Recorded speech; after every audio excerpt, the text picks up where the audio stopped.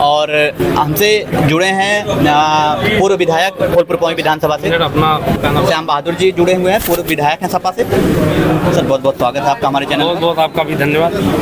सवाल ये लगातार आ रहा है कि बीजेपी करेगी 400 पार हम हो रहे हैं, सपा 80 सीटों में, गठबंधन जितनी सीटों पे हैं कितना जीत रही है? हमारे राष्ट्रीय अध्यक्ष जी ने बता दिया है, आपके जो उच्चतर मीडिया के लोग हैं, कि एक सीट पर थोड़ा लड़ाई है, बाकी सब हम जीत। एक सीट कौन सी लड़ाई है? अब एक सीट का मतलब है कि बनारस की एक सीट है, उसी में थोड़ा लड़ाई, बाकी सब जीत रहे हैं। बाकी सब जीत रहे हैं। बहुत बड़ा ये कहा जाता है कि सवाल आपका जवाब पूरा हो जाए। जी जी।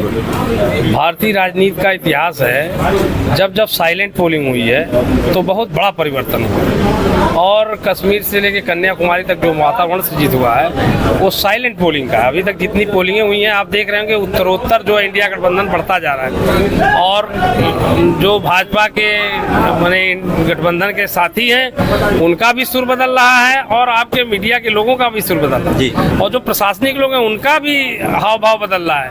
ये इस बात का द्योतक है कि बहुत बड़े पैमाने पर भारतीय जनता पार्टी हार रही है। मेरा अनुमान है कि भारतीय जनता पार्टी 180 सीट से ऊपर नहीं जा पाएगी। 180 सीट से ऊपर नहीं जा पाएगी। आप कह रहे हैं कि एक सीट अगर छोड़ दे लड़ाई है। मैं पूरे देश की बात कर रहा हूँ। जी जी बिल्कुल। और उत्तर प्रदेश में सिर्फ एक सीट पर लड़ाई है, बनारस की सीट पर कहा जाता है, बाकी सब सीटें इंडिया का गठबंधन जीत रहा है। कहा जाता है कि प्रधानमंत्री का रास्ता उत्तर प्रदेश से होकर निकलता है, और जिस तरीके से आप कह रहे हैं कि लगभग 80 सीटें एक सीट को छोड़कर जीत रही है इंडिया गठबंधन, क्या अखिलेश यादव प्रधानमंत्री बनेंगे? देखिए, ये हमारा इंडिया गठबंधन है जी।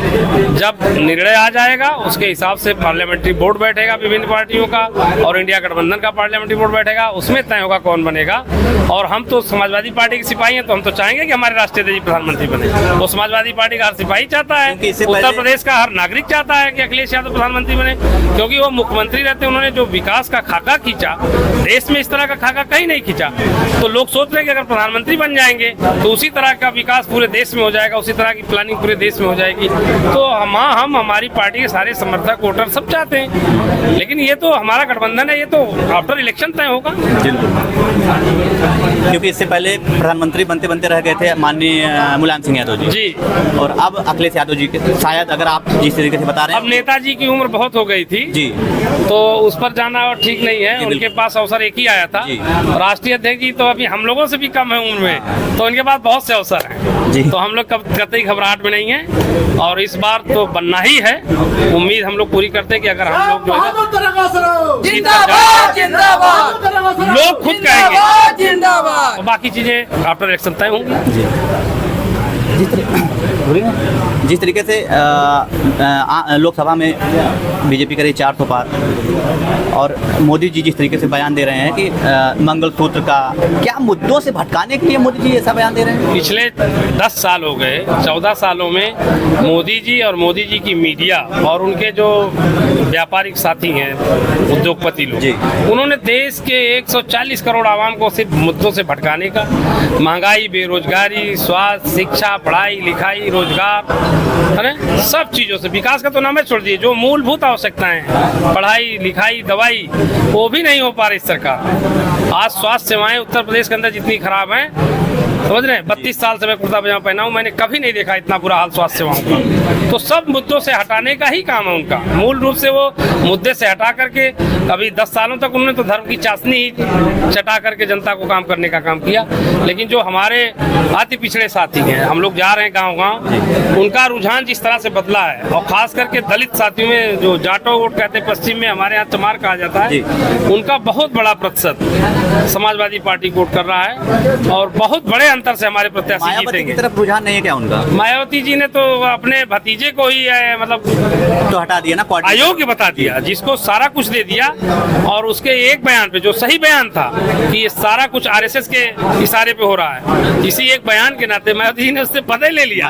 तो आप सोचिए कि मायावती जी से किसने कहा पद लेने के लिए? मायावती से कौन कहता है कि यहाँ अमुक प्रत्याशी बिरादरी का दो, यहाँ अमुक प्रत्याशी बिरादरी का दो? ये कौन कहता है? यहाँ पे भीम राजभर हमारी सदर सीट पे लड़ रहे थे, ये लगता था कि 20-25 हजार राजभर वोट काटेंगे, उनको बदल दिया, दूसरा ला कर दे दिया। तो जो कह रही भारतीय जनता पार्टी या अमित शाह, वही कैंडिडेट दे रहे हैं। तो ये आपको महसूस करने की जरूरत है कि मायावती जी या उनका दल किसके इशारे पे चल क्या रहा आप मान रहे हैं कि मायावती बीजेपी की बी टीम है? है। नहीं, मानना नहीं, वो हैं, मानने की जरूरत ही नहीं है। उनका वोटर जो पढ़ा लिखा इंटेलिजेंट वोटर है, जो जागरूक है, जिसके आप कहते हैं कि सजग प्रहरी, तो वो अवेयर वोटर जो है वो खुद महसूस कर रहा है कि बहन जी के निर्णय ऐसे हो रहे हैं, जिससे ये साबित होता है कि वो बीजेपी की बी टीम है। बहुत बहुत धन्यवाद श्याम बहादुर जी आपका। बहुत बहुत धन्यवाद। जन्मेजय जी हमारे साथ जुड़े हैं, बहुत दिन बाद आपसे मुलाकात हो रही है, विधानसभा के चुनाव के बाद आपसे मिल पाए हैं।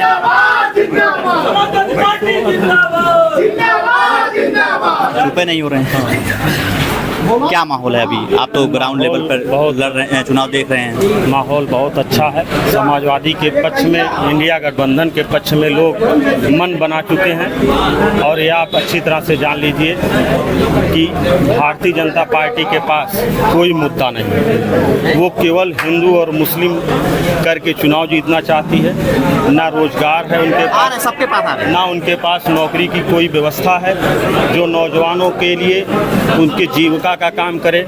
मुफ्त का राशन कोरोना के नाम पर आज भी चल रहा है, लोगों को अपाहिज बनाया जा रहा है। आप इस चीज़ को अच्छी तरह समझिए कि जिस तरह चूहे को पकड़ने के लिए लोग चूहेदानी में दाना रखते हैं, और जब चूहा उस दाना को चुगने जाता है तो जाली बंद हो जाती है और चूहा उस गिरफ्त में आ जाता है। तो इसी तरह भारतीय जनता पार्टी के लोग हमारे जो कोरोना काल के नाम पर जो दाना दे रहे हैं, और लोग नौकरी के बदले, रोजगार के बदले उसी दिशा में अपना सारी चीज दाना के बल पे सारा चीज न्यौछावर करने का काम कर रहे हैं।